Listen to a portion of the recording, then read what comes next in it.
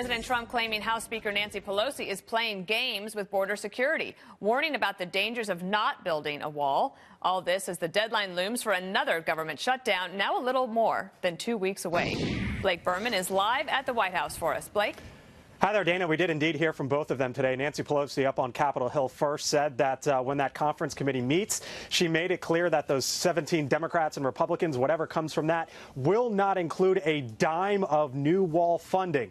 After that, the president also made clear his stance, saying that he believes that walls work, so he will not support that. Pelosi, though, did say that she could get behind the idea of new physical barriers, as she put it. But watch here when President Trump was asked about Pelosi's comments. Listen.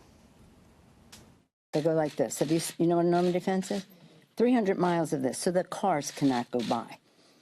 If the president wants to call that a wall, he can call it a wall. He's referencing it. We already have almost 700 miles of wall. No, because if there's no wall, it doesn't work. She's just playing games. So if there's no wall, it doesn't work.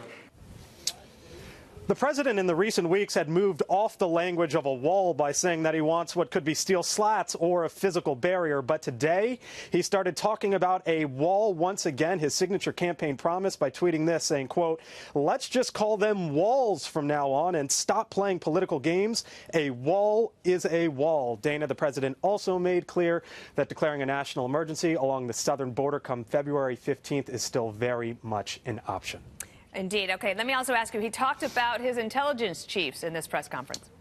He did. The intelligence chiefs were up on Capitol Hill earlier this week. They gave a much different assessment as it relates to Iran than what we've heard from President Trump in the past. The intel chief said, as they see it, they do not feel that Iran is trying to track down a nuclear weapon, or at least get the capability for that. The president yesterday took to Twitter saying that the, quote, intelligence people are, quote, extremely passive and naive. He also suggested that they go back to school.